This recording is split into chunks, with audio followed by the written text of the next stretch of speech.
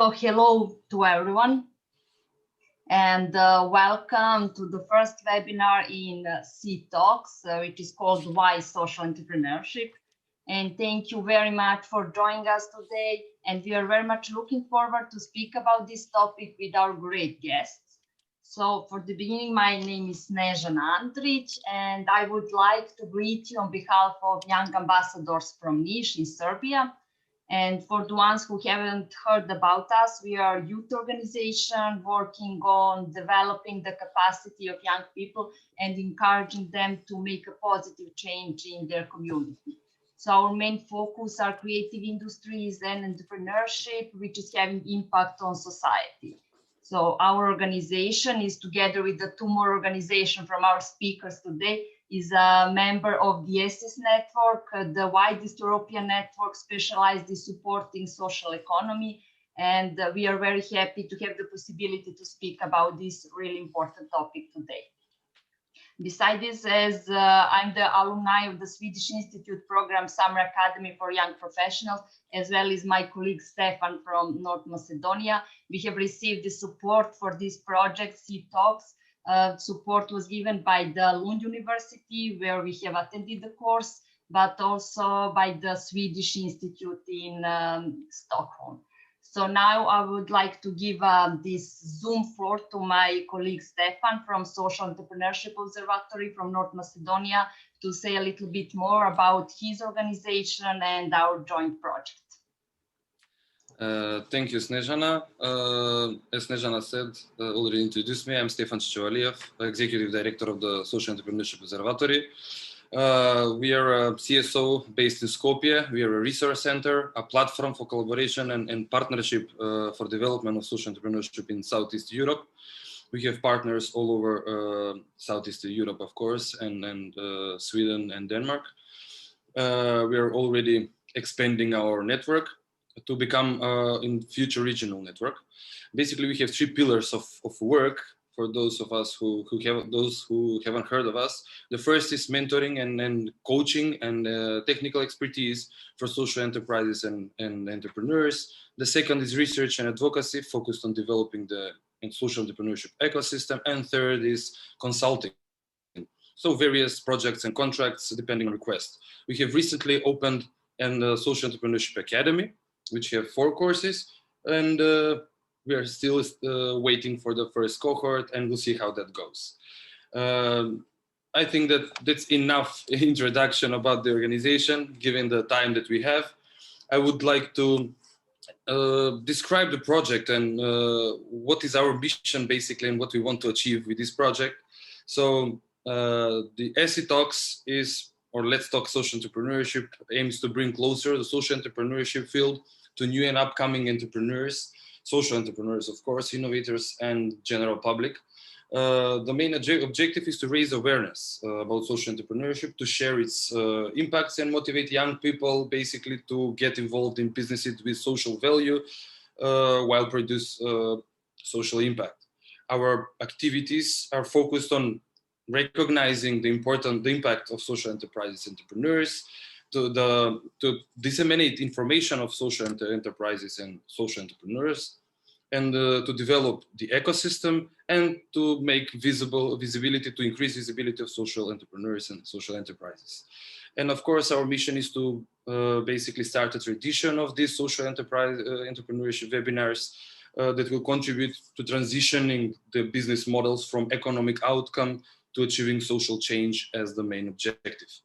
For more information, I would not take too much time about the project. For more information, you can visit setalks.org, or you can follow us on social media. Of course, also participate on our, every Thursday, we will have a webinar on social entrepreneurship. Snezhana? Thanks. Thank you very much for the presentation of the project. And for this first webinar, we really have a pleasure to have today with us 4 amazing women who are from the 3 countries in the Western Balkan region. So today with us, we have Dina Rakin, Director of Coalition for Solidarity Economic Development from Serbia. So hello, Dina, and welcome. Hi, everybody. Janevska, President of ARNO from North Macedonia. Ivana Stančić, Social Innovation Project Manager at Smart Kolektiv from Serbia, and Anita Šimunđa, Coordinator at SDP Globus from Bosnia and Herzegovina. So hello and welcome to the first webinar. Hello, thank you. Thank you very much, and for being with us today, but also for your will to share your knowledge and expertise. And before we start, I would like to invite everyone to write questions in the chat for our speakers during the whole webinar. So any time when you have the question for some of our speakers, please write in chat, and they will try to answer all your questions.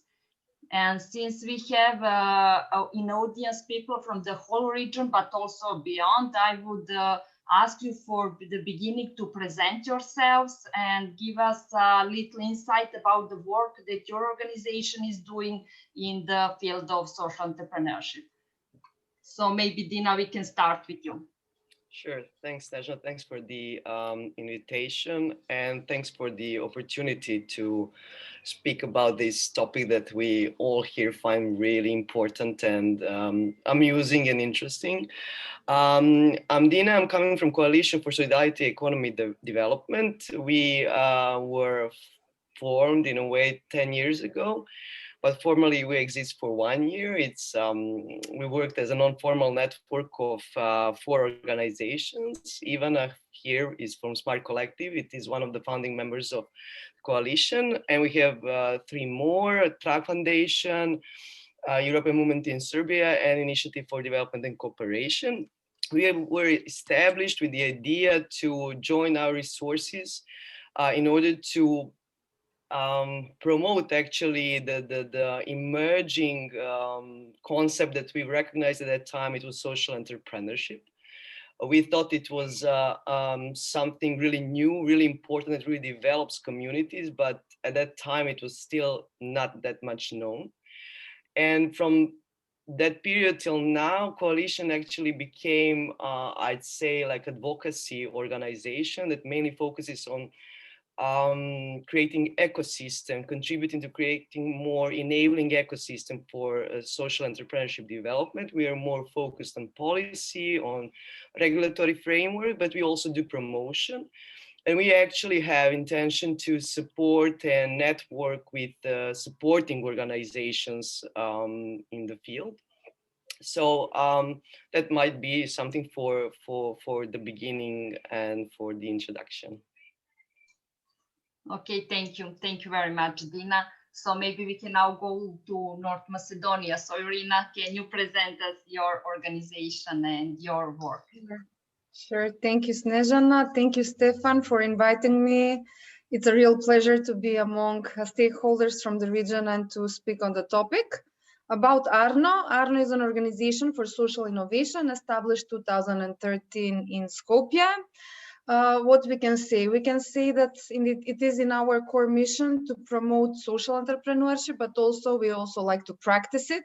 Back in 2015, we organized the first cooking classes in our country. We did some profits and we reinvested them in the young chefs from the gastronomy school. And since then, we also not only promote the concept, but we give people opportunity to establish social and green businesses. We are part of this regional network that is organizing the green ideas. And each year we select 3 winners that further compete at the regional event. Mainly the same stakeholders repeat from the region. So Track Foundation is the one that is doing implementing this green ideas competition in Serbia. But with Ivana and with Smart Kolektiv, we were just joking at the beginning that we see each other very often. It's due to our involvement as local incubators in the RISE project, which is a regional incubator for social entrepreneurs. So ARNO is really trying to focus in 3 main areas by promoting, practicing, and giving people opportunities to build social enterprises. For us, what we can say that social entrepreneurship we perceive as part of green economy, More precisely, we see green economies as a higher octave of social entrepreneurship. So we try to also not only put people in the center of the business model, but also environment. This is for our, just briefly for our work. And I hope that throughout the questions and the discussion, I will be able to share more insights on what we do and how we do things. Yeah, thank you very much. Definitely, you will have enough time yet to hear about all your joint project, but as well, what are you doing in your country? So you mentioned Ivana. So Ivana is one of the 100 inspiring women in social enterprises. So Ivana, hello, welcome, and maybe we can hear you, beside of congratulating you on this important role, so to hear more about your work and the work of Smart Kolektiv. Thank you. Thank you so much for this invitation. It's really great to have all these people on board and all these ladies. Sorry, Stefan, but you know, ladies rules in this sector. I'm sorry. So yes, as Dina and Irina also mentioned, so together with Coalition for Development of Social Entrepreneurship, Solidarity Economy today, back in 2010, Smart Kolektiv started also working on promotion of social entrepreneurship in Serbia. Smart Kolektiv is an organization working for almost 20 years or so, and we in general work on development of impact economy, as we say it. We work on one side on development of social entrepreneurship with like small and micro enterprises and young entrepreneurs, but on the other hand we also work with large companies on development of corporate social responsibility. When we speak about social entrepreneurship, we work with Coalition together on promotion and advocacy initiatives, which we will, I guess, speak later a bit more. But a huge amount of our work is actually in supporting directly entrepreneurs to start or grow their business and their impact through mentoring, training, and access to finance. And finally, same as ARNO, we are practicing also social entrepreneurship. We are also civil society organization, which is there on the market, providing services for these large companies. But in addition to that, we have founded until now like 2 social enterprises that we are co-founders or founders. So we are also there and trying to survive on the market with this. So that's it for now, for the beginning. Yes, that's for now. Thank you very much. And now we are going to Anita in Bosnia and Herzegovina. So hello, Anita, welcome. And hello. Hear more about your work and your organization. Thank you very much for this invitation. I'm very glad to have this opportunity to listen about experience in the region and to share our experiences. CDP Globus is the first center for the development of social entrepreneurship in Bosnia and Herzegovina, established by a group of activists with long-term experience in the field of human rights, employment, support to social entrepreneurship, fostering social inclusion, and so on. The center officially started in February 2014. Our mission is to promote and to encourage the development of social entrepreneurship and activity based on solidarity in order to contribute to reduction of poverty, social exclusion, and unemployment in Bosnia and Herzegovina.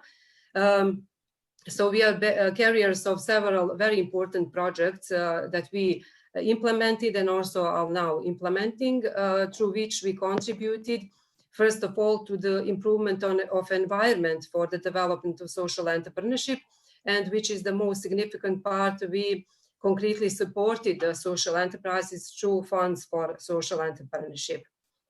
Our 4 strategic directions are based the most on the needs in the sector. First of all, we are focused on raising awareness about the concept of social entrepreneurship in Bosnia and Herzegovina, because the public is generally not familiar with this concept. Then to provide information and education in the field of social entrepreneurship.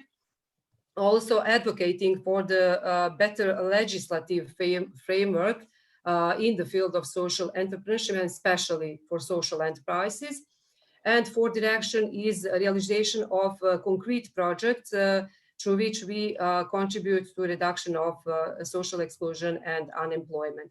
One of the most significant achievement in our work is the creation of the first coalition for the development of social entrepreneurship, which has been joined by more than 70 organizations throughout the country.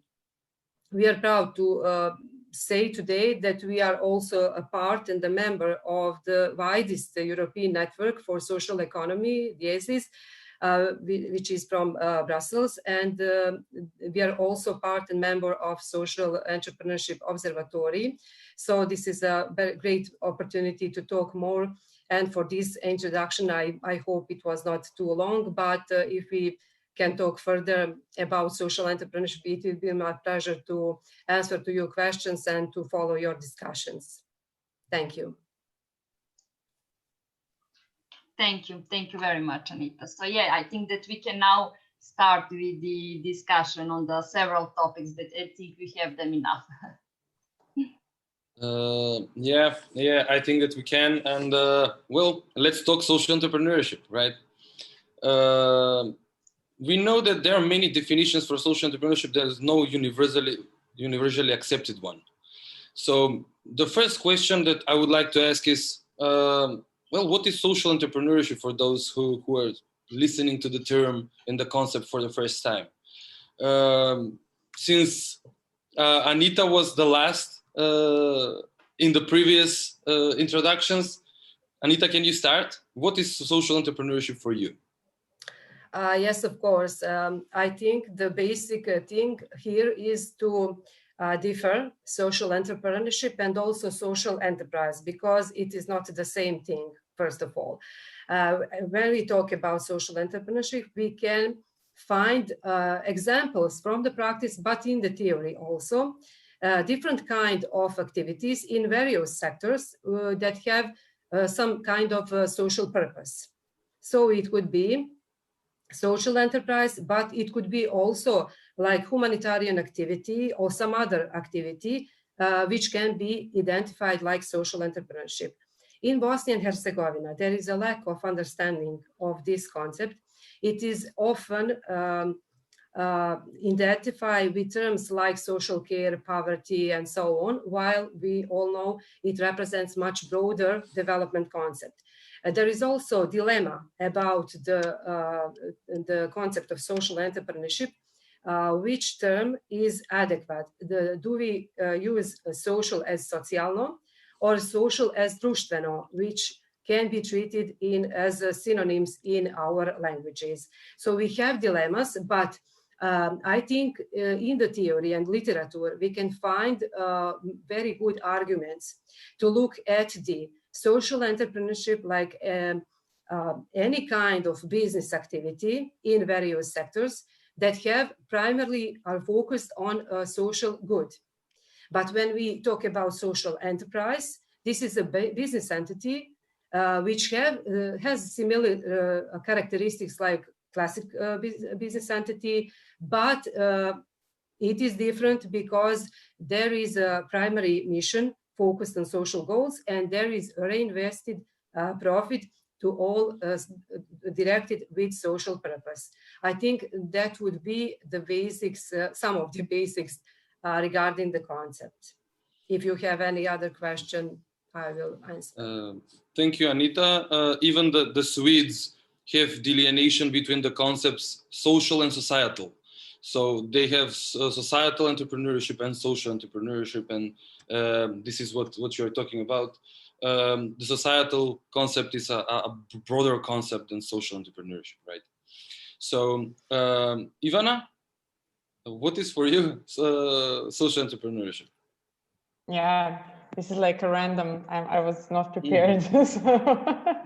So when we speak about definition, we usually use the European Commission definition, but I will not really like go here with definitions. I would say that it's for me, like in ordinary language, it's like the innovative and entrepreneurial approaches to different social challenges. So what I really like that Anita mentioned is that, and what is actually usually one of the confusions is that this has to have like a business approach. It has to be sustainable and have incomes in order to be like a social enterprise. So For me, the social entrepreneurship, I like to say it's a future. For me, it's a way how all enterprises should work. The key thing is the motivation, why somebody is starting social enterprise and not a regular enterprise. And that's also one of the things which is differing it from regular businesses. The motivation itself, it's to solve some social or environmental problem and to have people and planet in its center and not only the profit. But profit has to be there. You know, usually we have social entrepreneurs coming like, we don't want to have a profit. And I'm like, no, you have to have profit, because the more profit you have, the better things you can do with it. So yes, for me, it's like very broad definition, but these elements are like motivation, strong idea about solving some social or environmental issue, then sustainable business, which is profitable and healthy business, and like that people, planet, and profit are equally important, not one or another. Thank you, Ivana. We should not forget entrepreneurship in social entrepreneurship, right? Exactly. Now I'll go to Irina. Irina, for you, how would you define social entrepreneurship, or what is social entrepreneurship for you? I will just follow up on what my colleagues here said. I will just add some values in the center of the business model. One of our projects is actually trying to explain this to the students. It's called Students Today, Responsible Entrepreneurs Tomorrow. Because what we try to teach young people, that the most common denominator for CSR, social entrepreneurship, is philanthropy, doing good for somebody, people or environment. So for me, it's an entrepreneur with values, which is not only visible in the end product, how we invest profit, but in the entire process, how we take care of people, how we take care of our employees. If we have good governance, if we are transparent in the decision making, we involve our stakeholders from the initial plan. This is how we need to reach the future. Irina, I'm sorry, it's a bit blurry what you're talking. Can you repeat, or do you have issues with the network, I think? Yeah. Okay, when Irina comes back, she will tell us more about her opinion about this. And let's go to Dina. Dina, can you add something about social entrepreneurship and what is social entrepreneurship? Well, I will just add, I mean, I think we all opened up this discussion about defining social entrepreneurship. I must say that I avoid these kind of discussions, whether it's social, societal, društveni, socially, and whatever it is. We have this heritage of socialism. I think we have many confusions. I would just, I think important thing that Irina said, it's regarding the process. All the levels of governance, of processing should have these values within the system. I think it's really important, and we think collective aspect of social entrepreneurship is something that should be taken into consideration. Of course, not all social enterprises do have this collective element, but I must say I'm a fan of cooperatives, so we can open that floor as well. And yeah, the values, the profit as such, controlled profit, any kind of enterprise, if you ask me, that has controlled profit, that is invested in some good, should be taken into consideration as a social enterprise. But I must say, probably all my colleagues would agree, and all of you, that this not having definition also makes problem in our work, especially in advocacy. So, and even I would probably say investments as well. So the challenge in a way is for us to be as flexible and as strict to gather all the initiatives, but also to say, yeah, these are the social enterprises that we want to support, we take as a social enterprise. But they also would say that all the organizations that support social enterprise and work in this field have their own right to say these are the social enterprises for us, if the criteria and standards are satisfied. Some would go with more green, some will go more with the social, some will go with anything that they choose, but it has to be transparent to be sure when you speak about the sector and when you advocate that you know what you're talking about, because otherwise it's really fluid. So that's the problem with defining and not defining the sector. I agree that those of us who work in the field are tired of this issue about defining social enterprises and social entrepreneurship, but slowly we are getting there. What can I say? Snežana, can we continue with probably to turn this question to put it on the table and cover it and start with a new one, you know? Yeah. I think that you all agree about the current situation and the topic. And yeah, as we all know, you are in your everyday job, you're working with the people, mainly the people who are driven to create some impact that will improve our lives, to improve our environment. And of course, as Ivana mentioned, there are a lot of people who are just focused on financial aspects or not focused on financial aspects at all. But for both of them, if you need to say them, why is social entrepreneurship important? Why is it important for all of us? Why is it important for our society? And at the end, why is it important for our economy? So maybe we can start with Irina. So we hope that you can hear us good now. And yeah, great. Super. Yeah, apologies. Ivana knows because this happens pretty often when I have the worst Wi-Fi connection. If there is an award for the worst one, I can self-nominate. So apologies for the interruptions. Why we need social entrepreneurship? For me, it was like epiphany during pandemic to see how people respond to problems. For me, why answers one of the questions that answers this question is that it keeps people committed to the local problems. So instead of focusing on this macroeconomy, on this big consumeristic approach, it is like a bonding element between people and communities. For me, social entrepreneurship is the answer to how we can find solutions to local problems.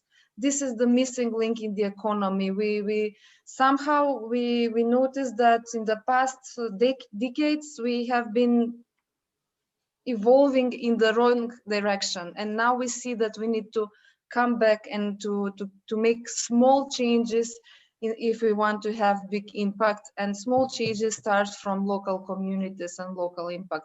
No matter if we speak about importing things that have environmental footprint that comes from thousands of kilometers, just because they are cheap, we order them, just because they're plastic and they're really handy to use them.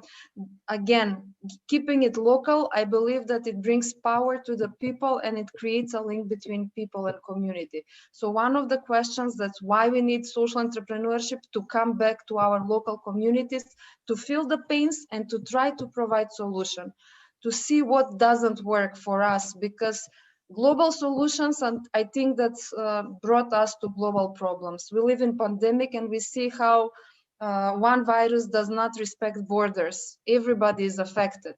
So we now to come back to close the borders and each of us to rethink how to fight this situation. And I think social entrepreneurship has this power to empower people to think locally, not globally, as we ambitiously with some really great how to say appetite, we moved in the wrong direction. So I think that we need social entrepreneurship to bring us back to where we have been. Less packaging, local uses of local resources, local people, because we created a mess in the planet. So this is my strongest answer to the why. Yeah, I'm very, like, I have this personal story. I even shared it in my Facebook status that really in the times of pandemic, I feel the even bigger need to think locally. Well, thank you very much. I think that you should save this message to the end of the webinar. It is now hard to go forward, but yeah, thank you very much. And yeah, I think that everyone was knocking with the head. So yeah, we totally agree. So Ivana, when you are need to say someone why is important social entrepreneurship, what you are usually saying? I usually criticize the economy as it's existing because, I mean, I completely agree with what Irina says. I don't want to repeat on her thoughts. I would like to point out that I think it's obvious that business as usual, it's failing us.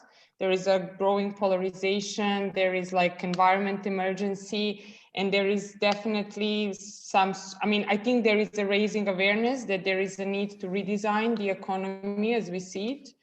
And social entrepreneurship, it's not a new concept. It's there already for 20 or 30 years or even more.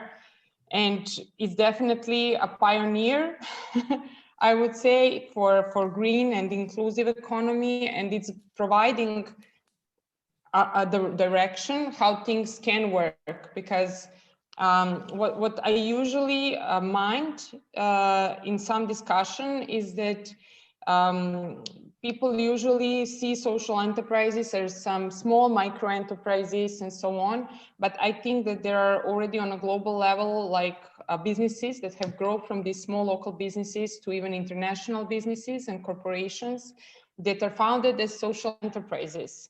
And those are showing that even these sort of initiatives can grow, can be international, sustainable, and have great impact, not only local where they started, but also to replicate and to grow to another country. So like I said, for me, it's like the main reason and argument, that is the future of economy, if you ask me. Great, yeah, thank you. And Anita, for you, why is social entrepreneurship important? It is very important because for me, first of all, it's a way to improve the quality of life of people is in any community, local, global, regional, or something like that. Based on our data, there are social enterprises as concrete examples of social entrepreneurial initiatives in different areas. There are responding on key social needs in the society. So it is very interesting to look at in the field what is really contributing to the overcoming key social problems. And now we have pandemic also, but social enterprises are then, they are on the scene. They are those who are responding or the most critical needs in the society. For example, unemployment or employment, preserving jobs for persons with disabilities or some other marginalized persons. But we also have noticed one trend that is very attractive regarding the ecological and climate issues. It is recognized, but I think it will grow in the future. So there is a great potential. There is a great transformative capacity. And this is very good that is in the European Union and in the world, this concept is generally accepted and recognized. So we need more networking, more experiences, more good practices, and more innovation in this field to be to go further with this whole story. I think we are on the good way, but there is a lot of work for all of us in future period, and that is the challenge. But this is social entrepreneurship. And when we are speaking about the challenges, so Dina, if is anything left to say about the topic on the importance of social entrepreneurship for you, for the coalition that you are representing, what are you saying to all your members? Well, I must agree, of course, with the colleagues regarding the importance of social entrepreneurship. And I think that the most important thing is the way of different doing the business, in a way, different approach to everything, different approach to development and so on. And historically, social enterprises, but all the initiatives from social economy sector, in a way, have responded on those challenges emerging in the environment, of course, locally. And I think we started a lot of learning during the 2008 crisis, when social enterprises proved to be the safeguards for the people that they are engaged, either by employees or consumers and so on. So we started learning that some other way of doing business is doing more for the development. in a way. But challenges still emerge. I think we started with the definition as such, and I think that it shows how diverse the concept it is. It's the beauty of it in a way, but it also makes it hard to grasp in a way to see how to make more of social enterprise. And I think we now in a better position, even though the crisis is not that good, but it definitely now I think it's after 2008, if you didn't have a proof that that way of development is not working, now you're completely sure it's not working. And I think the global agendas that are now more aligned help to streamline this topic. It might help. It also is possible threats how big players are getting involved in this topic, but I think it makes it a bit easier to speak about this topic. I think it might be easier to promote it in a way, but I think huge challenge is in our region. We have really weak economies. And I think it makes it hard to say, okay, now economy as such, profit enterprises are having problems, how to be social enterprise in that environment, for example. But I think also the environment as a region, our region, is very good to see if we are innovative in a way. Is this the place where we can have like flourishing of a sector? And I would just add that the challenge that we are trying to respond is of course, institutions. There are our institutions, like I say, public institutions, are a huge obstacle in it's not about the law for this sector, it's about innovation of the work of the institutions. It's about the openness as such. And that's why I'm really stuck with Irina's saying that values within the processes at all the level are fundamental for having shifts at public level, at institutional and regulatory as such. And I think these enterprises are teaching us how to teach institutions. I'm saying from the perspective of the coalition, that you need to innovate at that level as well. So it's pioneering still, but I think it's really, for me, and Ivana knows we are together in this for years, more than a decade, that's something that makes you like, we want to move on. You want to try to push the boundaries, even though it seems like you're being stuck at the same level of acknowledgement of development, but you're not actually. And you can see small improvements, but the sector as such is really it's amusing. It's really motivating, and that makes you focus on doing your work that you find really good, and that's working with the institutions, doing the policy. Others are doing other things, and these are the tracks that you synergize in this process. So there are many obstacles, but I think the people in the sector are the ones that makes you like really motivated to keep on doing the job that you found that you can do the best at the moment. Thank you. And Stefan, I think that Dina gave just a great introduction to the next question. Yeah, I agree. One thing, maybe one of the most important things that the pandemic has taught us is that the traditional mindset of the institution has failed us, and many have were left behind by the institutions, by the social and economic systems, and so on and so forth. And we know that there are institutional gaps that social enterprises exploit and social entrepreneurs exploit to basically provide financial social services and health services, and of course make profit and then reinvest it. And but the thing is that we need to change the traditional mindset of the institutions, the new way of working, and of course, to make this sector thrive, we need an ecosystem for social entrepreneurship. So, although maybe it's a lottery, but I got the most broad questions in this webinar. So I would like to ask, like, what is the situation with the social entrepreneurship ecosystem in the countries? Like a short introduction. I know that it's a broad theme and it's a broad subject, but like a short intro in the country situation. Irina, can we start with you? Sure. I have been there from the very beginning, from the first awarded British Embassy project to CIRA, and foundation where I used to work. So there have been many tries to establish a legal framework, to define social entrepreneurship, to support social enterprises. After so many years and many proposed drafts of this legal framework, we ended up with non-existing law. There is currently a new project in the country called EPTISA, Support to Social Enterprises. Me and you, Stefan, we both know it. We are both aware of the efforts of this and big ambitions of this project. What is new, the latest developments, is that now we have a draft version of the strategy for development of the ecosystem of social entrepreneurship. We have a lot of key stakeholders on board. We have some good examples of existing social enterprises. So there are some movements.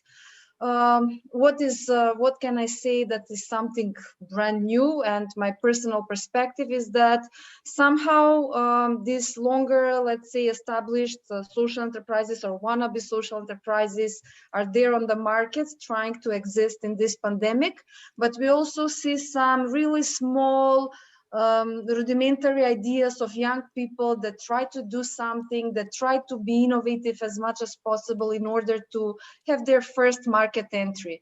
So in terms of legal perspective, we expect to have adopted strategy that will provide not only definition and recognition of social enterprises and bring key stakeholders on the table, but we'll also have an action plan, which means that we have a commitment, hopefully we will have a commitment for more investment in the social enterprise sector on one hand.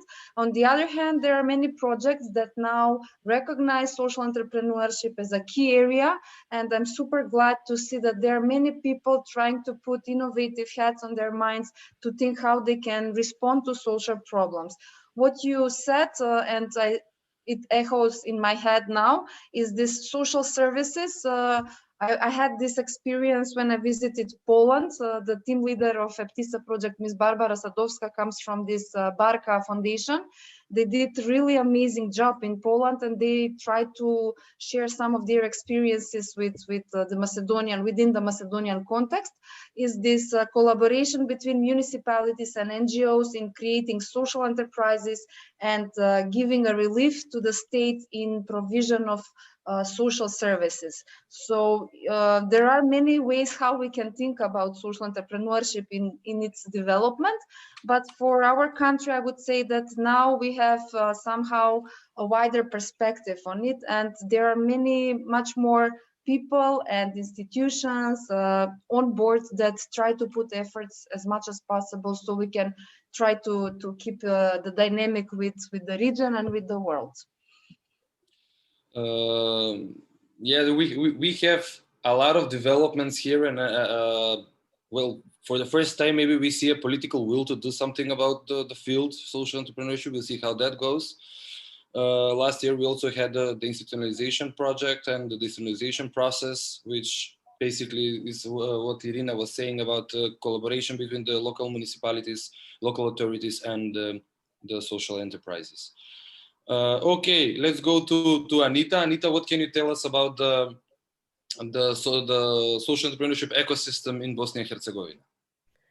First of all, I want to say that we don't have official definition of social entrepreneurship or social enterprise, not in one level yet. There are some initiatives, but this process is very long, and I hope really that we will be contribute to further direction in this field.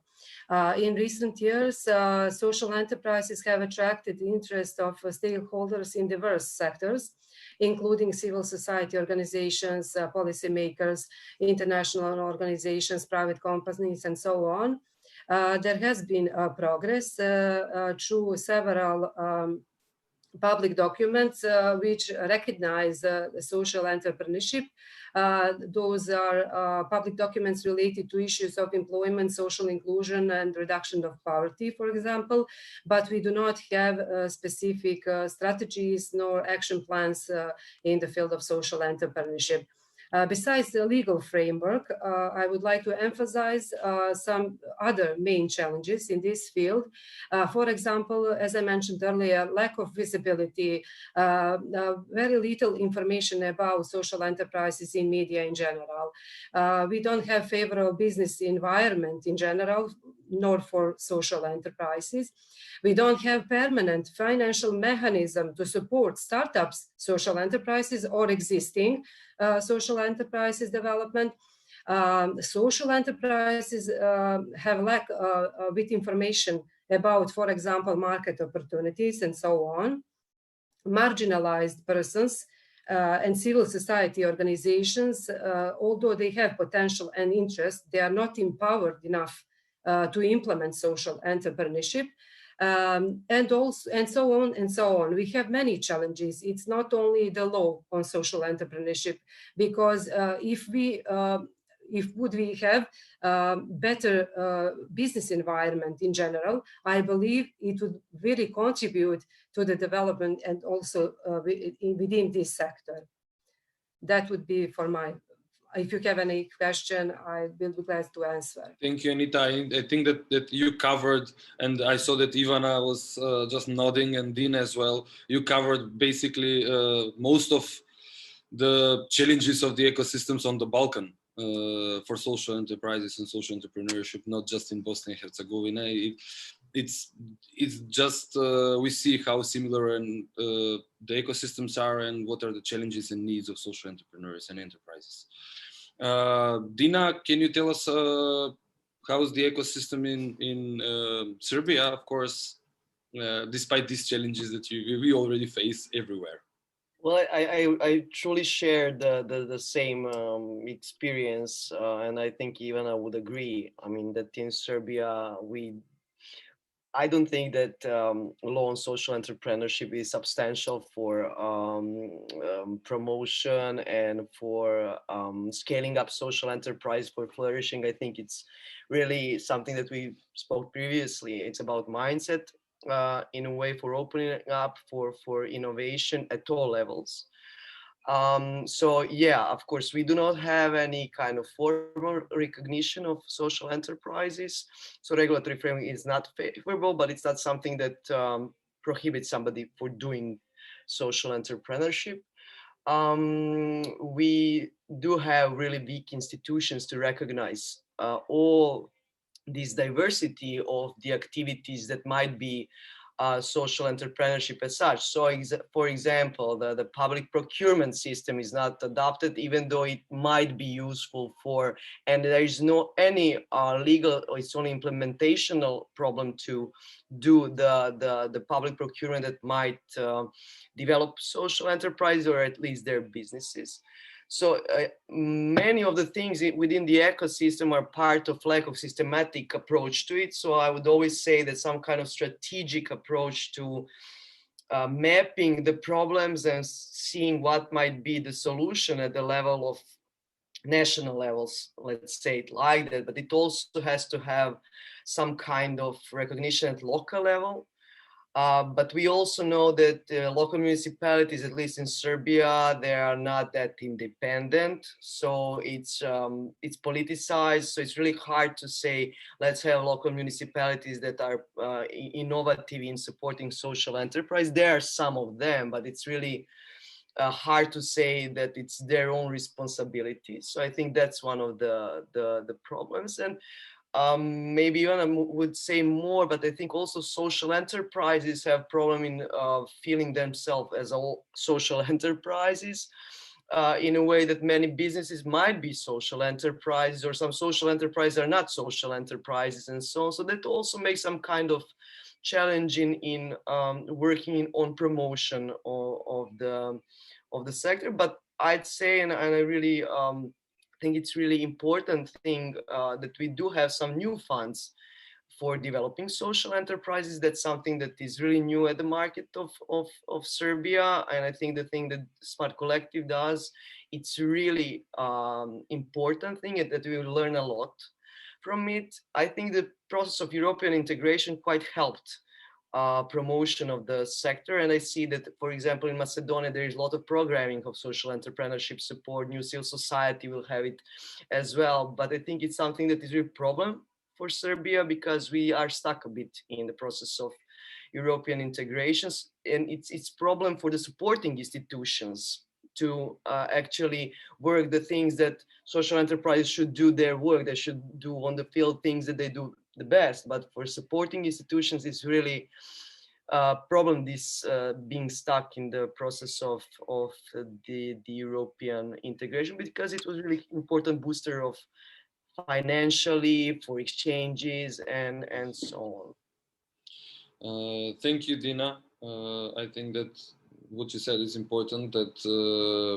financial instruments and support for social enterprises and entrepreneurs is very important as a motivation to get involved in business with social values that tackles and addresses social issues or societal issues as a more broader subject. Ivana, do you have something to add to this? I'm not sure how much more time we have, but I think that the colleagues have covered basically everything. Maybe I would add a bit more about this financial access to finance topic, because there are a few issues there. Not only that the state doesn't have mechanisms to support social enterprises, but like already discussed, the general business environment is not favorable, not only for social enterprises, but in general for small enterprises here in Serbia and in region in general. And with social enterprises, it's kind of again specific, because donors do not recognize them for donations anymore, because they have, you know, revenues, they have profits, so they're not always attractive or eligible to apply for donations. And on the other hand, you have banks and financial institutions which are also do not recognizing them, because they are social enterprises or they're coming from civil sector, and they see their impact orientation more as a risk than a benefit. So we definitely have, they're in some kind of a gap where they're not attractive to anyone. And there is growing the number of these impact investment funds. The impact investing, it's like a new CSR of financial institutions and so on. But again, their ticket sizes are like 200,000 euros, which is too big for enterprises that are growing in this region, because they don't have access to finance to some smaller funds. And we need to build a number of mechanisms that are providing tailored access to finance to startups, to early growth stage, in order to prepare them to be eligible at some point for these big impact investment funds that are even now eligible here in the region. So this access to finance is, it's for me, it's important topic if we want to see this sector growing. Because according to some last research that we have done, around 70% of enterprises are staying much longer in this startup phase of development. They cannot scale up because they don't have access to finance, which will enable them to scale up. And we need those cases, those champions, to showcase that enterprises can grow their business and grow their impact. So that's why that is also important topic for us, and we are working also something on this. Dina mentioned it. We piloted a first impact investment fund in Serbia, which will be exactly like up to 50,000 euros, zero interest loan to social enterprises, because that is the ticket that we recognize it's missing in the market. Thank you, Ivana. I agree that social enterprises are stuck in a gray area, and they do not know how to come out of it, because they do not have support. And if you're an upcoming social entrepreneur with a new social enterprise, you won't apply for a grant of 200,000 euros. That's something smaller just to get you going. Irina? Yeah, I just wanted to add about these EU-funded projects. It's really hard for startups and social enterprises that don't have big portfolio to provide this in-cash funding, co-financing. So there is plus and minus in this. It's great that we have donors that are providing money on one hand, but on the other hand, it's not that eligible for the smaller ones that just want to try out. One thing, and also donor sensitivity. We need to convince donors to be more open about support of social enterprises, to be able to invest in equipment, in something that really is necessary to start an enterprise, not only in provision of tailored workshops or soft skills. So, like, for example, I will not put the name of the donor, but we were requesting knives, to purchase knives for the young students to be able to have a career. They said, no, knife is a weapon. And we said, no, it's not. So long story short, donors also needs to be more sensitive to the needs of social enterprises. More innovative in their approaches to solving social challenges. They also have to innovate. Yeah, we see conservative mindsets on different sides of the story. So on every level. Somehow this conversation just falls in our agenda. I don't know how, like we agreed on something.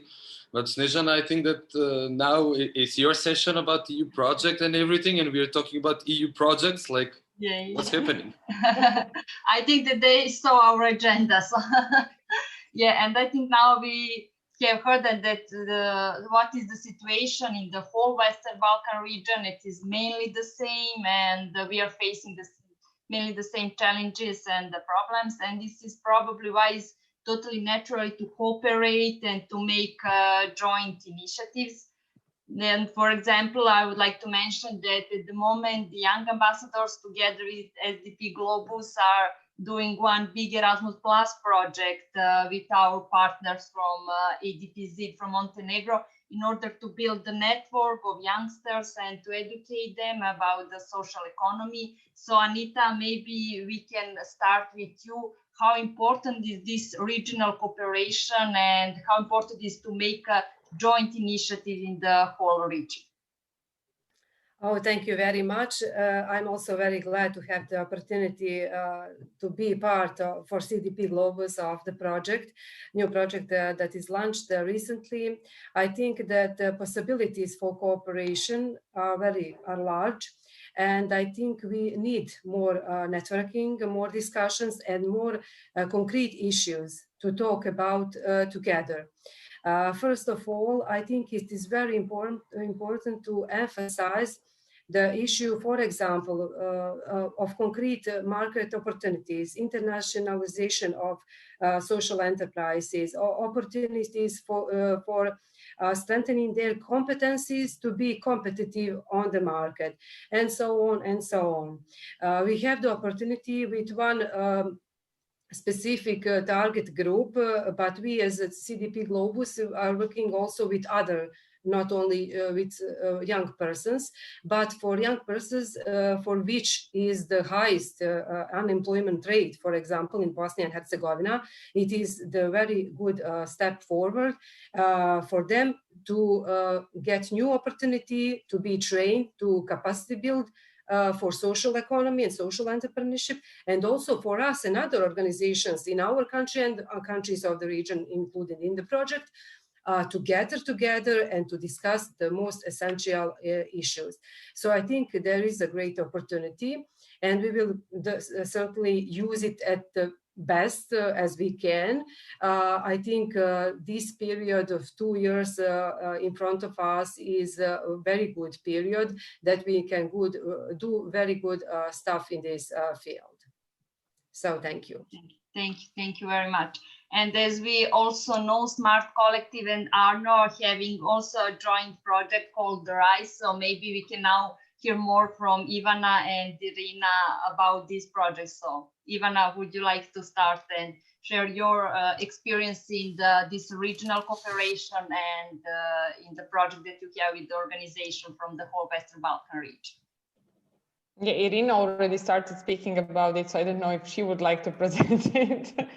Irina, would you like me to present it, or you would present it? Go, I will just have other points to share Okay, please add then if I forget to mention something. Well, it's a great regional project that started last year basically, and for now it's planned to have like 2 generations of young social entrepreneurs going through local incubation in 6 countries in the region, and then moving together to regional incubation programs. So at the moment we are entering this regional incubation program with first generation, and we have like 2 teams from each countries. So the countries are like I said, region: Serbia, Bosnia and Herzegovina, Kosovo, Albania, and Macedonia. Did I forget? And Montenegro, sorry, I know I forgot someone.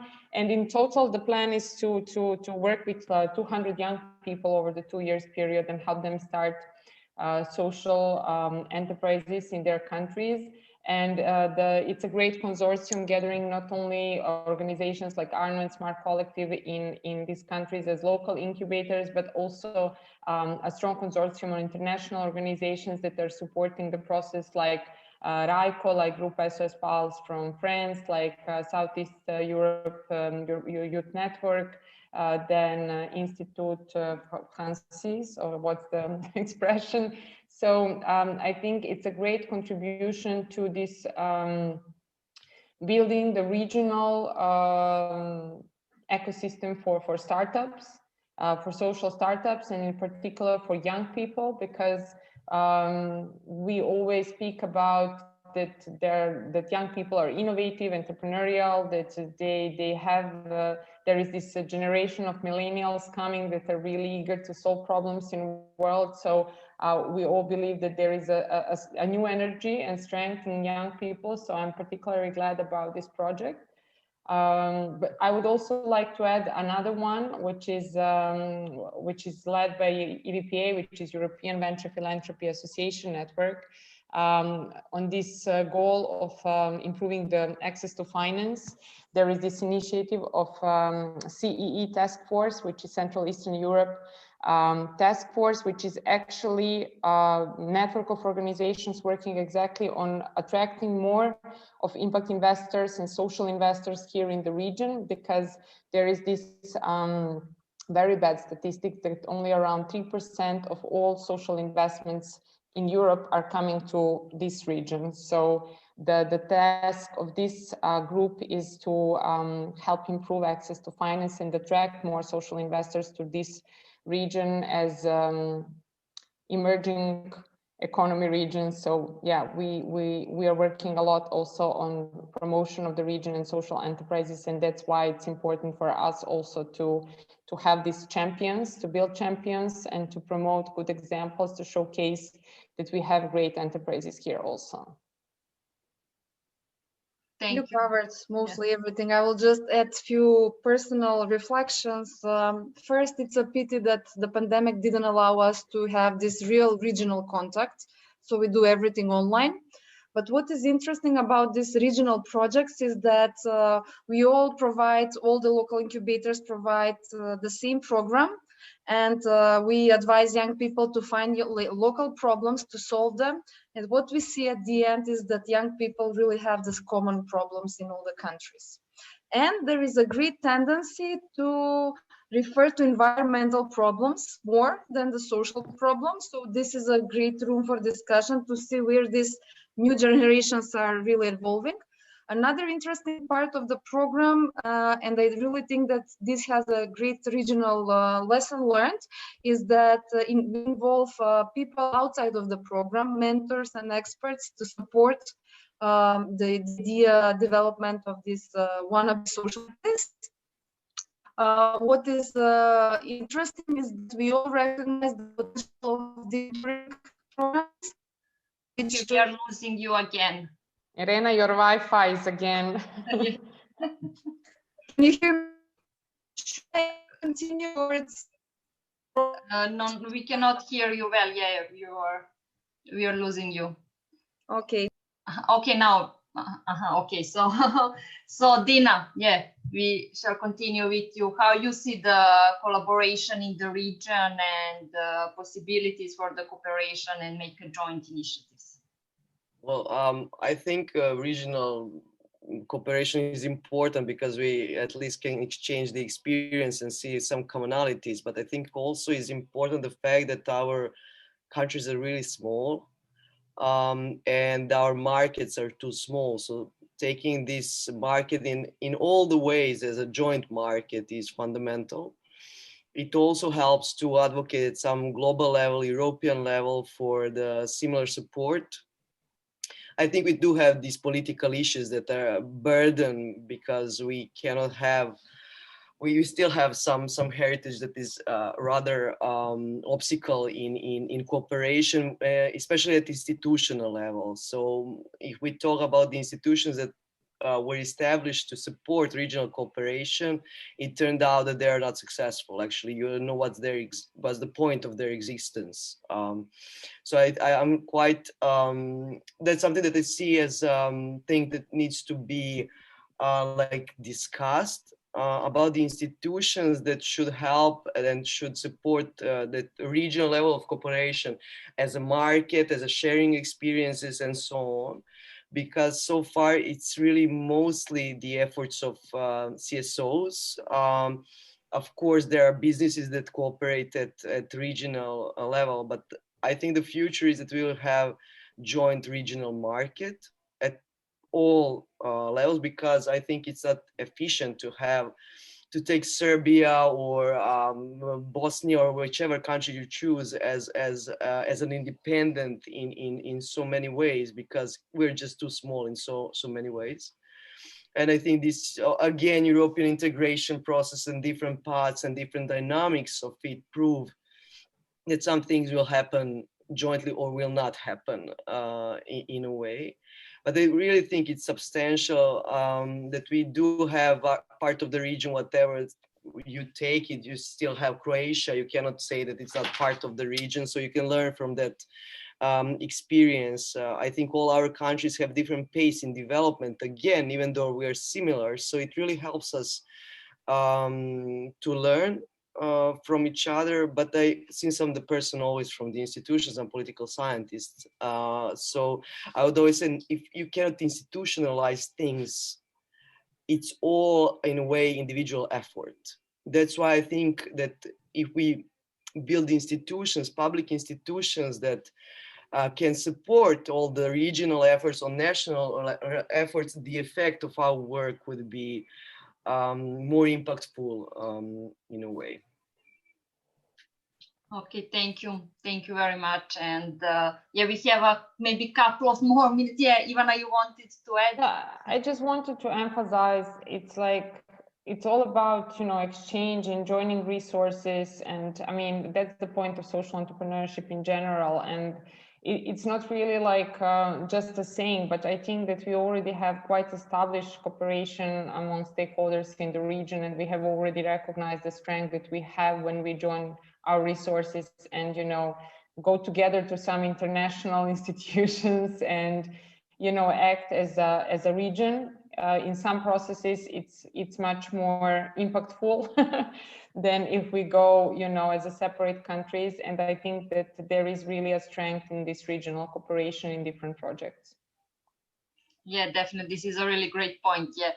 And yeah, we received a question for all of you, so from our audience, so from Isabel Galvis, and she wants to know, do you have a map of social enterprises in your respective countries? What are the challenges of identifying this organization in your local context? So the question is for each speaker. So do someone want to start or? Okay, I will start. Okay. We do have a map based on our experience through cooperation with numerous organizations and social enterprises in Bosnia and Herzegovina, but we cannot say that we have exact data because we don't have statistical evidence, for example, in this field, which is one of the main challenges. Unless we have legal definition of social enterprise, we cannot have exact data. But we do have specific forms, for example, enterprises for the employment of persons with disabilities, in both entities of Bosnia and Herzegovina, which is regulated by a law on the professional rehabilitation and employment of persons with disabilities. We have cooperatives which have their activity based on laws on cooperatives, but we don't have social cooperative defined as such.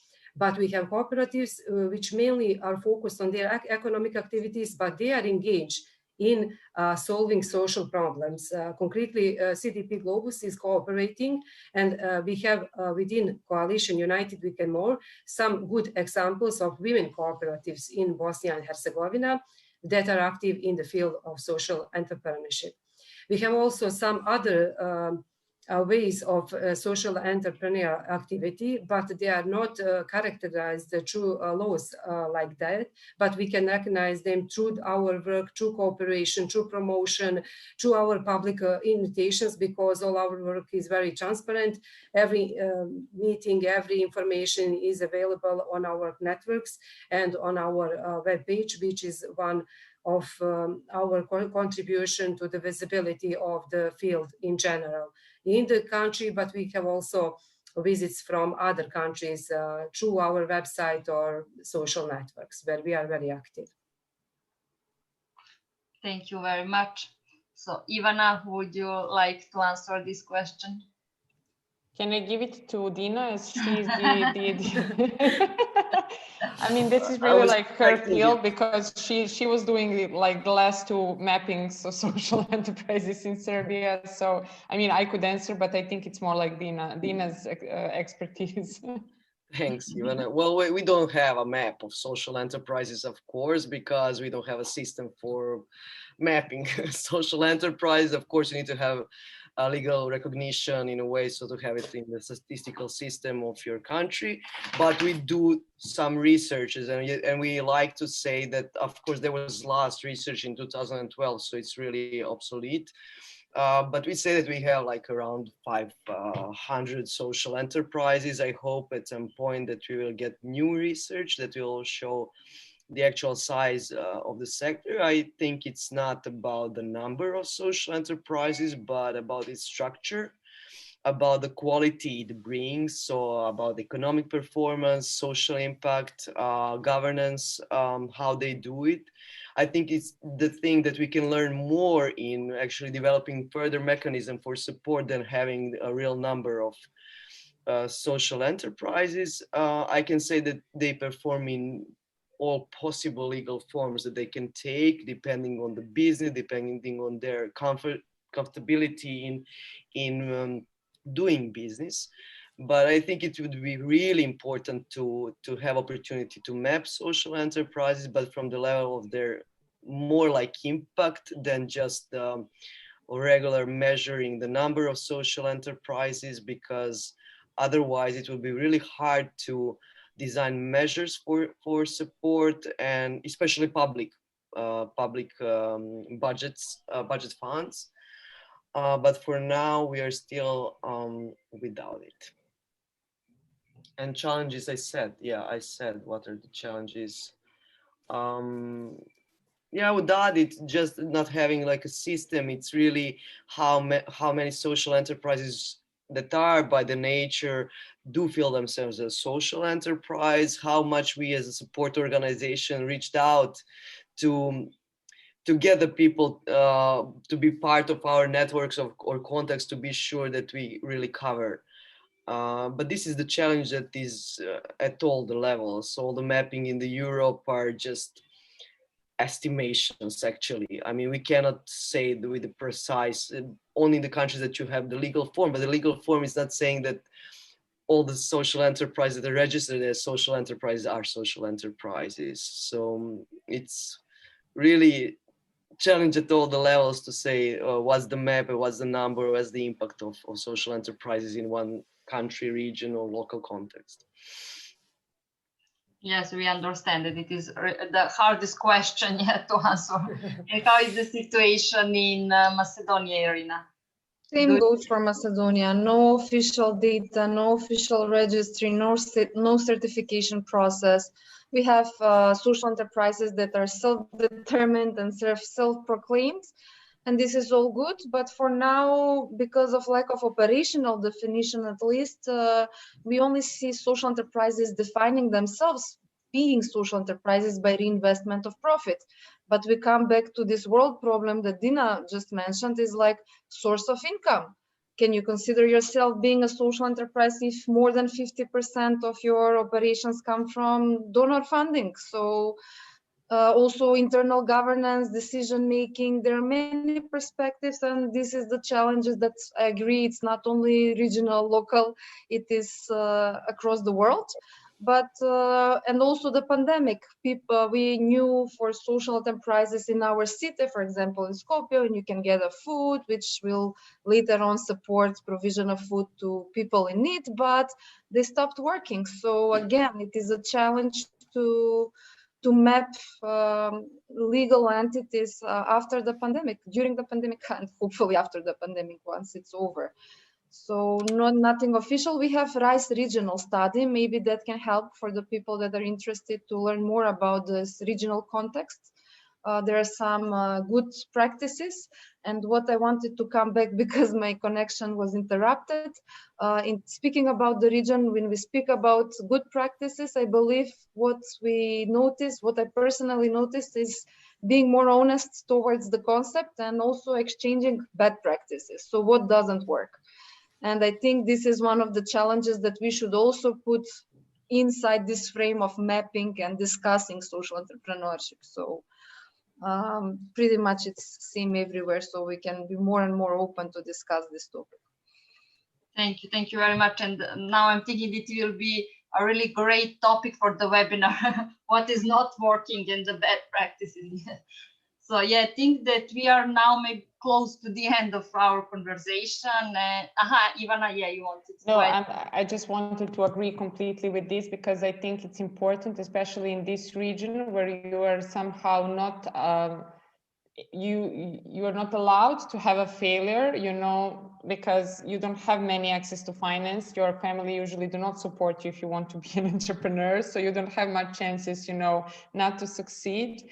I think it's very encouraging and very important also to speak about failures, and that it's okay to fail and to make mistakes and try again, and to encourage people to try and try again, because there is already like statistic that 1 in 10 enterprises actually succeed, you know, so it's not that bad to fail. Everybody does it. Yeah, of course, I couldn't agree more. Yeah, and maybe you can continue, because for the end we would like to hear from all of you short messages for young people, because our webinar are mainly for the young people. So if they're thinking at the moment to start their social enterprise, social business, how would you encourage them? Yeah, Ivana. I should start first? Yes. Okay. I can imagine that now, after listening all this, you know, because we were speaking for the last 20 minutes, I guess, about what is not working here, like they don't have access to finance, the legal environment is like hell, the institutional support, there is no institute. So, you know, if you would now just try to, you know, decide if you want to do this or not, everything is speaking against you. But they said that entrepreneurs are crazy. I like to say that social entrepreneurs are even more, you know, crazy, because they want to start an enterprise and solve some social problem. But I can say to all of them that, like, 10 or something years ago, when I met a guy from Social Enterprise UK from United Kingdom, you know, and they're like the cradle of social entrepreneurship. And I was like, well, you have everything, guys. We don't have anything. Like, how did you start? And so on. And they were like, well, we don't have a law on social entrepreneurship yet. You know, entrepreneurs, if they want to start and succeed, they will find a way. It's all about motivation. It's all about commitment. So if you really have a strong motivation and commitment to do something, you will find a way. And even if there are not, you know, all these great stuff like legal, state support, finance mechanisms and everything, I think there are in each of these countries organizations like us that are willing to support and provide support to young and social entrepreneurs. And there are more and more programs for young entrepreneurs. And this sort of mentorship is for me, more important, because money is there. You can find some money. That's not a problem. There, maybe not specifically for social enterprises, but there is some money and you can find it and start. You just need a strong motivation, good team and commitment. That's it. Thank you. Thank you very much, Ivana. And Anita, what would be your message for the young social entrepreneurs? Or potential Yeah. social entrepreneurs. First of all, from my perspective, be persistent, because many challenges can discourage persons, and unfavorable environment sometimes can be demotivating. But we all have to be stronger than those challenges and to go further with our ideas. In this process, it is very important to work on yourselves. This means read the literature, read about good examples on portals, be included in webinars like this, talk with people. I wrote many emails. Sometimes I don't get answer. Sometimes I don't get the rejection for project proposal. It's all the process. Because of this process, we are sometimes stronger because we go further and go further. This is one of the key entrepreneurial characteristics. But don't quit so easy, and be persistent and be positive, because all of these organizations are creating a very beautiful programs that offer you some kind of opportunity for you, for your colleagues. You can jointly form your networks to initiate some new ideas, new projects. You can apply, you can go to education. You can do a lot of things, but don't quit. It is the most important message, I think, in this time, especially in terms of pandemic. So it is pandemic, but we have to be creative. We have to be persistent. We have to learn. We have to try to experiment, because this is the only way to exceed, as I see. Thank you. Thank you. Thank you, Anita. Dina, what would be your message? Well, I'd say, I mean, I'm working in civil society sector since I finished my studies. And yeah, we're all from the environment where everybody teaches you to work for somebody, actually. But I started learning even later that playing is really important aspect of my life, you know. And I think when you think out of box, you actually play and you can succeed in it. And I think the mistakes that you make are the things that actually you learn from. So I like this sector, as I started with this, and since I'm not social entrepreneur, I have the experience. But the thing that I enjoy in it is the playfulness of it. Actually, people, regardless of the issues that they do, they're free to experiment. And I think that that's something that really is important, again, for development of the society in a different way. So if you want to encourage your spirit that is free, I think you should try in this sector, because if you're young, I cannot understand and nor like make some kind of explanation why would you be under control and be in the places where you cannot express yourself. The things that I see in this sector is that people are more free in performing their skills and so on. There are risks in any sector working, but I think here you can really do things that you can enjoy and solve things for the people. Yeah, the most important in the end. Yeah. And Irina, your message, what would it be? My colleagues already shared very strong messages. I will just add for young people, again, coming back to this think global, act local, to feel the pain and to connect with the change they want to see in their immediate community. For example, education. If I go back to tell to my younger self, I would definitely I would be more vocal to decision makers about education. I would demand for better skills for me to learn during school, because what we learn in school is not relevant for the market. And I want to tell young people that they have the right to be vocal about this. So if they want to be entrepreneurs, they should have entrepreneurship and social entrepreneurship education in schools, at university. So this is one big, let's say, message to young people, because in the times of pandemic, this was so visible that they need teachers with digital skills. They need some new content. They need to unlearn things, not to learn new things, but to unlearn old conservatives' way of thinking, because they're definitely not relevant for this current and the future of jobs. What also to connect to have a big long-term vision, not to think only from today for tomorrow, if this is possible. I don't know. When I was 15, the last night bus we had to go out and to come back to our neighborhood was around 11 o'clock. At that time, I didn't know that this was an issue of youth mobility. So later on, with the civil society sector, where I was raised, let's say, and where I grew up, I learned that I have a lot of rights to demand for. So I would ask young people to think of what they feel they need and to be much more stronger and vocal in demanding their rights, but also doing something, not just only complaining and being destructively addressing the needs, but also to contribute to making this radical collaboration with all stakeholders, so we can have a better world now, not only in the future. Wow, thank you.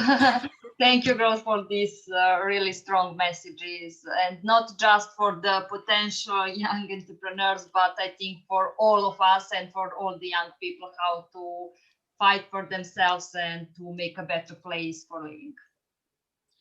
Now we are getting to the end of the webinar. We should have ended like 20-25 minutes ago, but it was interesting. There were questions, and some with Ivana we answered some of them in writing. But now we have come to the end, and I'm very glad to be in this kind of company, and I hope that in the future we can or arrange some kind of a longer, maybe not a webinar, maybe a conference, a regional conference. That would be a great idea to do so. We have the idea for 2 or 3 years, and basically we are talking about also with the Swedish Institute and everybody else there with the universities. But it should have been last year, but because of the COVID, it cannot be done. However, I would like to thank you all for the accepting of the invitation. I hope that we can talk soon. And yeah, now I can see Bravo Irina, very inspirational from Lidia Yoreva. So yeah, have a great day. Thanks again, and talk soon and stay in touch. Thank you very much. Thank you. Thank you. Bye-bye. Bye-bye. Bye-bye. Bye-bye.